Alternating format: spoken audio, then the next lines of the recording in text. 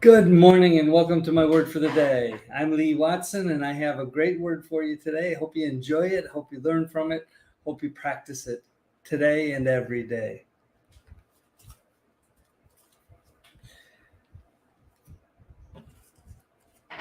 As most of you know, I have a deck of virtues cards from the Virtues Project, and I use these cards to teach myself and you a little bit about all of these great words. There's 100 of them in this deck. And today we're going to talk about, if you can read that, integrity. Integrity. It's a great word. Again, these cards come from the Virtues Project, one of our sponsors here. We're so thankful for them. It's a great organization. They are doing their very best to teach virtues all around the world to people, families, businesses, institutions, governments, wherever they can teach virtues. They are teaching virtues in over 100 countries, and they've been doing this for over 30 years. So thank you to the Virtues Project. So here we go. What is integrity? Integrity is standing up for what we believe is right. We keep faith with our ideals and live by our deepest values. We keep our agreements reliably. That's a big statement there. We keep our agreements reliably. Our actions match our words. I'm going to talk a little bit about this in a minute. We strive to balance impeccable integrity and unfailing tenderness for others and ourselves. We cherish the challenge of doing the right thing in all circumstances. We give excellence to whatever we undertake. We live by our personal covenant. So much in this. I gotta take just a second and go back through this a little bit. We live by our deepest values. Okay, that one I think we can get pretty clearly. We live by our deepest values, sure. Keeping our agreements reliably, that's a biggie. I mean, when we're consistent and we consistently keep our agreements, it helps people to trust us more, to understand us more, and that allows for a better relationship, whether it's a personal relationship or a business relationship, whatever it is. Striving to balance impeccable integrity and unfailing tenderness for others and ourselves. There's a lot in that statement. How we treat ourselves and how we treat other people says a lot about who we are, and it creates who we are to other people.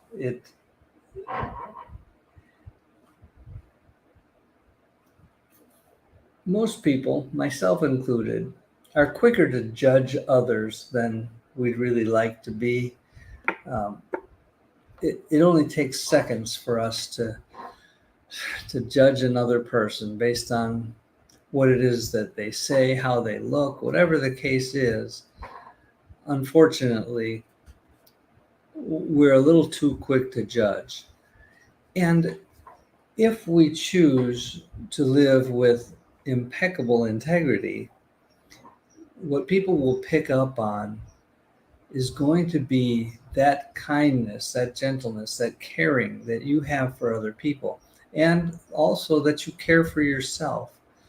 So practicing integrity might influence somebody's quick to judge you attitude.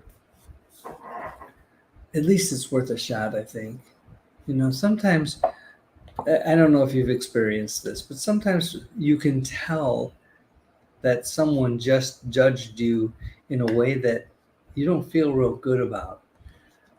It could be anything you did or said, or the way you looked, or the clothes you wear, anything. And it doesn't feel real good when somebody kind of shuns you because of something they picked up on. So practicing integrity can help with that situation. We give excellence to whatever we undertake. I like the definition of excellence from a mentor of mine, Earl Nightingale. He said that excellence was a commitment to completion. If you think about that for a while, you have to define completion. And a commitment to completion means that you actually did the thing. And if you did the thing, chances are you did it well. Leaving things undone takes the possibility of excellence out of the equation. Okay, what does the practice of integrity look like? I live by my ideals. I'm faithful to the virtues in my character. I'm trustworthy. I temper righteousness with forgiveness. I strive to do the right thing. I abide by my heart's deepest promise. There's a quote on here from Confucius. To put the world right, we must first cultivate our personal life. We must first set our hearts right. It's a good quote.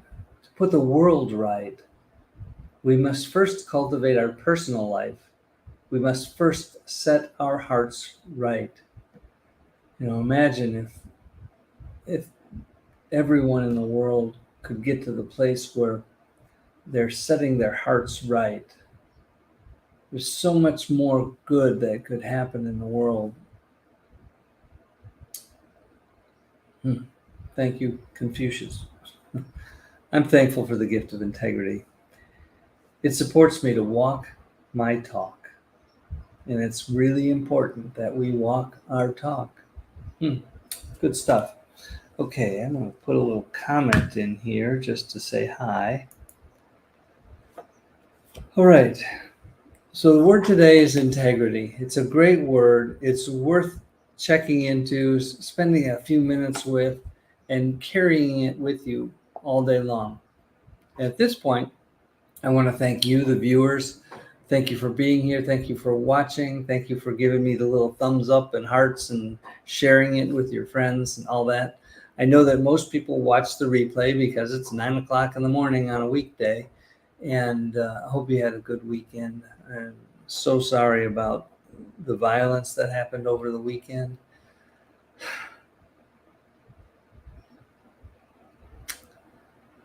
I'll continue to pray for peace in this country and around the world. It's a challenging time. Hard to understand.